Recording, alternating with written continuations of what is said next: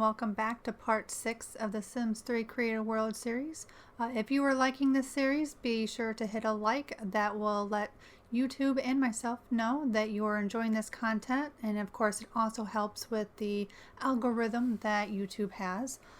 Don't forget to go ahead and subscribe. I have a lot of videos on this channel that deal with Sims 3. There's a few Sims 4, but it's mostly a Sims 3 channel as that is the game that I prefer to play.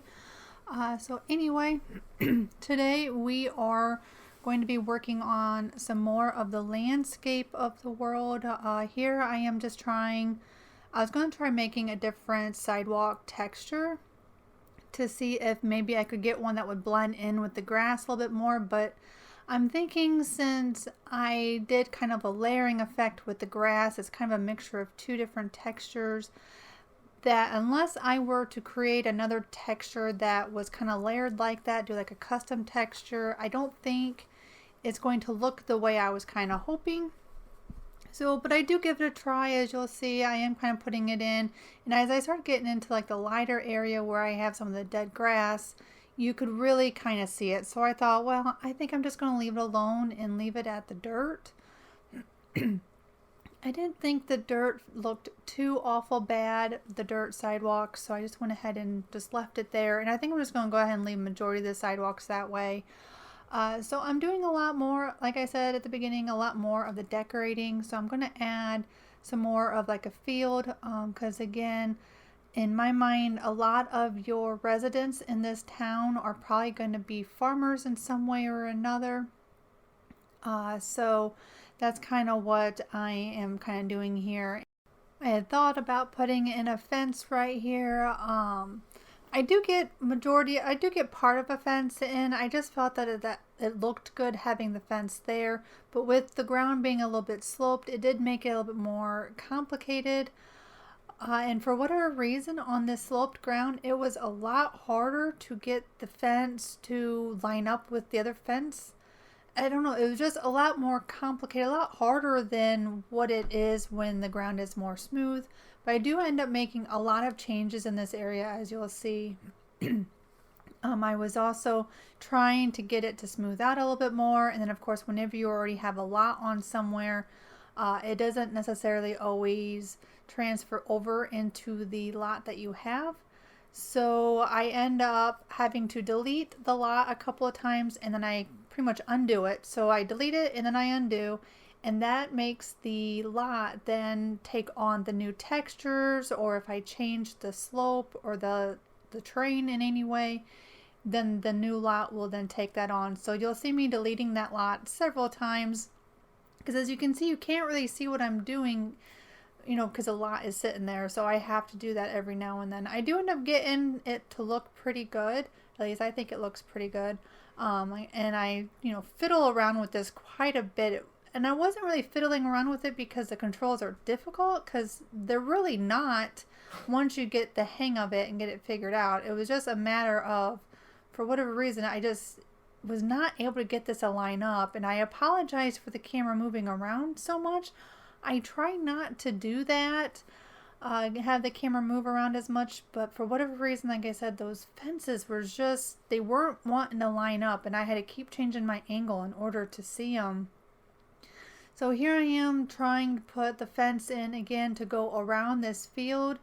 Like I said, I end up taking most of this out. I don't show that I take the fence out, but I end up taking it all, all that fence out.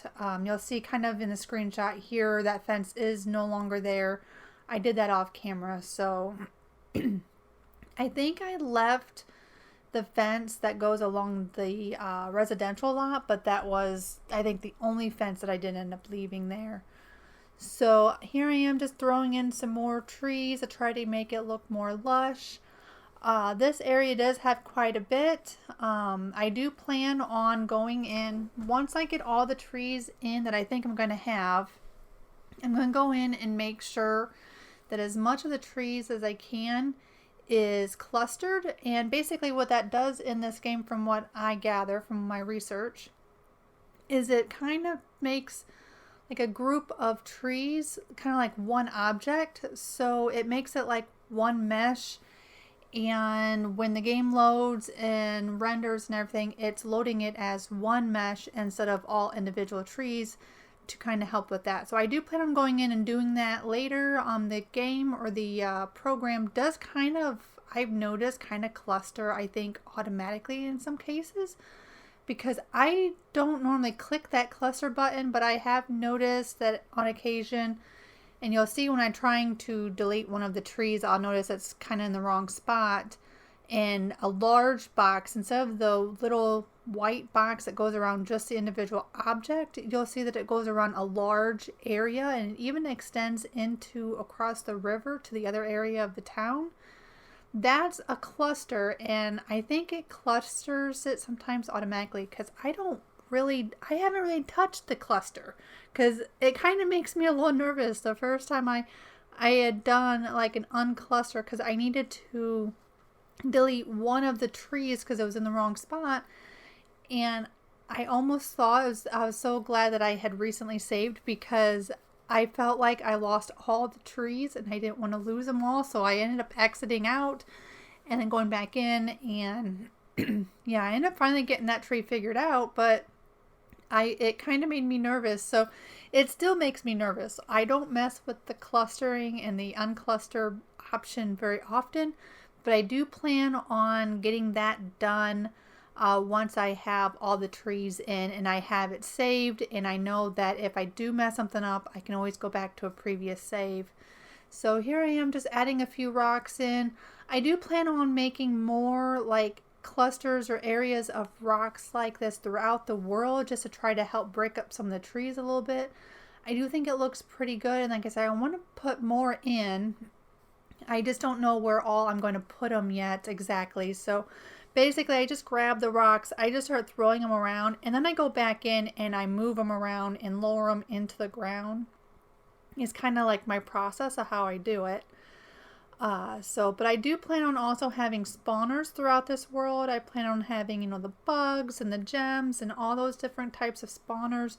But I don't plan on doing those on camera, and I plan on doing them at the very end. I don't really want to spoil the spawners for you, so I want you to be able to try to find and search for those gems and those lizards and bugs, without spoiling that for you in the video. So I plan on doing all the spawners off camera at the very end, so don't worry, I will end up doing those. So here's another area where I had the fields put in. I decided to go ahead and make it larger, and as you can see, I already have a fence put in. And that fence was actually really easy to put in. Like I said, it had something to do with that ground being unlevel or something that made it a lot more tricky. So there's that tree that I was telling you about. You see the big box that keeps going around it? That's because it's clustered into another set of trees, and I was struggling with trying to get it, and I'm checking to make sure at the same time that I didn't lose any more trees. I was so worried that I was going to lose them all because I hadn't saved. Normally I'm really good at saving, but for whatever reason I had not saved, so I was worried I was going to lose all that work with all those trees. But I managed to get it taken care of. I managed to get that tree deleted, and I did not lose, as far as I could tell, I did not lose any other of the trees. So I know it looks like I'm putting a lot of trees and just kind of throwing them out very randomly. I am making some areas a little bit more dense than other areas. But I do want a lot of trees in this world. And you'll see in the screenshots towards the end, I think it is starting to look really beautiful. I took some screenshots from like the Sims point of view, like if they were standing outside and they were just looking around and looking at their town. I think it's starting to look very beautiful. I am loving the way this world is starting to look. It just looks so lush and green, and it just, for me, it's so far turning out to be really pretty, and I'm happy so far with the way it's turning out. Of course, I wasn't too sure how well this world was going to turn out. I was skeptical on whether or not I could even build a world, let alone build it and have it where it still looked good. So I was unsure if I was going to be able to do that, because you just really never know until you give it a try. And the more I work on this world and the more I add to it, the more I am just falling in love with it. I do have a lot of work yet with this world. There's a lot of routing and everything that I'm going to have to go through and do. I will probably do those off camera, but I need to get everything else in first before I mess with routing and making sure hopefully we don't have too much issue with stuck sims. So that is going to be my goal, but again, that'll have to be taking place towards the end. So I'll have to, you know, paint some of the unroutable areas and just double check routing all over. So here I am just again changing up that field a little bit, making it a little bit bigger. I wanted it to go to the corner of the road here, and then I'm just adjusting the fence. And you'll see that I don't struggle with this fence nearly as much as the other one.